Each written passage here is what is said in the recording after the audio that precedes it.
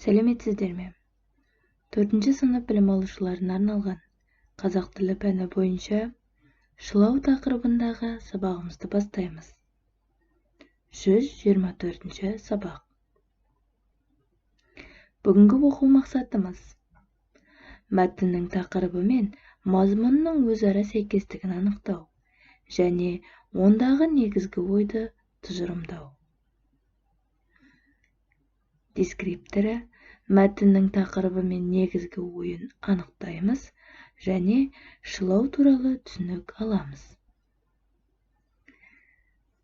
Тақырыбымызға байланысты танымдылығымызды арттыру мақсатында мына бейнежазбаны қарауды ұсынамын.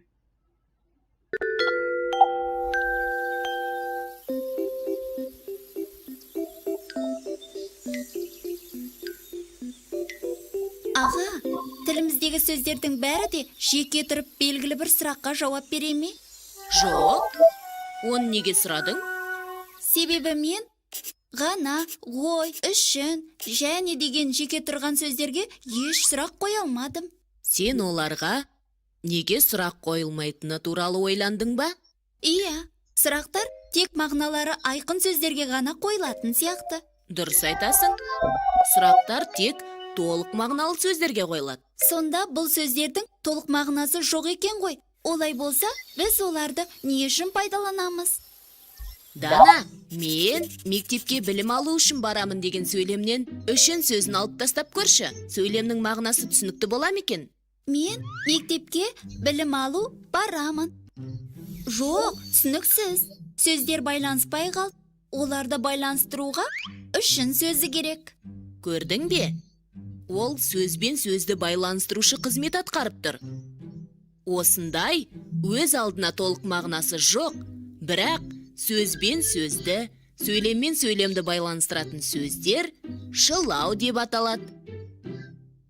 Шылауға мен, бен, пен, және, да, де, та, те, ма, ме, ба, бе, па, пе, дейін, шейін, қана, ғана, қой, ғой, үшін, туралы, ақ, ау, тағы да басқа осы сияқты сөздер жатады. Біздің тілімізде шылауында болу деген тұрақты тіркес бар. Мағынасы біреудің ықпалында, ырқында болу дегенді білдіреді. Шылау сөздер өздері жеке қолданылмай, толық мағыналы сөздердің ықпалында болады. Жеке тұрғанда мағынасы жоқ сияқты болғанымен, шылаулар өзі тіркескен сөзге әртүрлі қосымша мағына үстейді.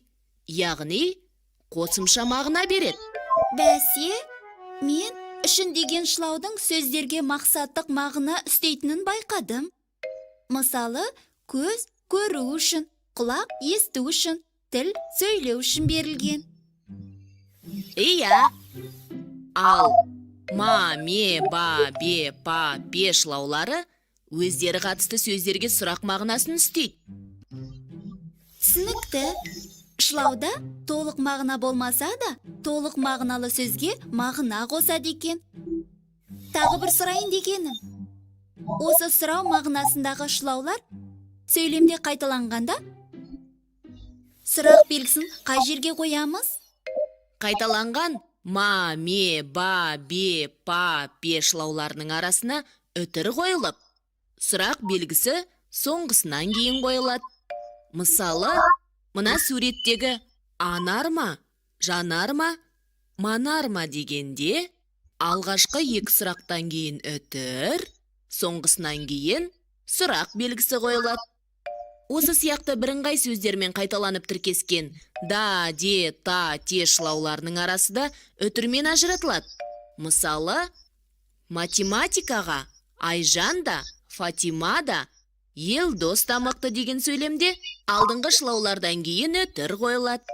Бірақ бұл шылаулар бірыңғай қолданылған екі сын есімнің арасында келсе, онда ешқандай тыныс белгісі қойылмайды. Мысалы, көшеміздегі жаңа ғимараттар әдемі де, сәнді көрінеді деген сөйлемдегі шылаудан кейін ешқандай тыныс белгісі қойылмайды. Шылаулардың бәрі тіркесетін сөзінен бөлек жазылады ғой. Есіме салғаның жақсы болды. Тілімізде тіркесетін сөзіне шектеу, даралау, өтініш мағыналарын үстейтін ақ, ау деген шылаулар бар. Олар өзі тіркескен сөзден дефис арқылы бөлініп жазылады. Мысалы, менің білетінім осақ, немесе туған жер, сен бәрінен де ыстықсың ау. Рахмет аға, түсіндім. Енді білгенімді бекіту үшін үй тапсырмасына берген. Мінекей балалар, біз шылау жөнінде және оның мағынасын түсіндік. Ендеше оқулығымыздың 111 бетіндегі 19-шы жаттығуды қараңдар. Мәтінді оқы және мәтін кім немесе не туралы айтылған? Мәтіннен негізгі ой білдірілген бөлікті тауып, мәтінге ат қойыңдар. 21-ші жаттығу. Өлеңді жатқа жаз. Барлығы Қазақстаным. Сүйкімді маған құмыңда, сонау бір қарлы биікте.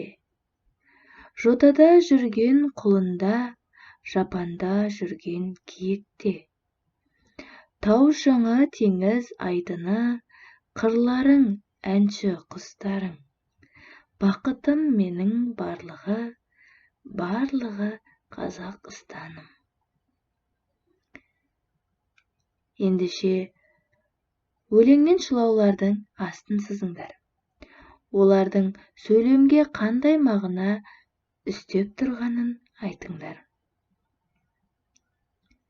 Үй тапсырмасы 25-ші жаттығу оқулығымыздың 114-ші бетінде. Туралы, дейін, шейін шылауларымен сөйлем құраңдар.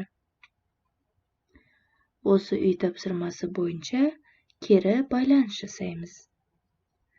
Осымен бүгінгі сабағымыз аяқталды. Сау болыңыздар.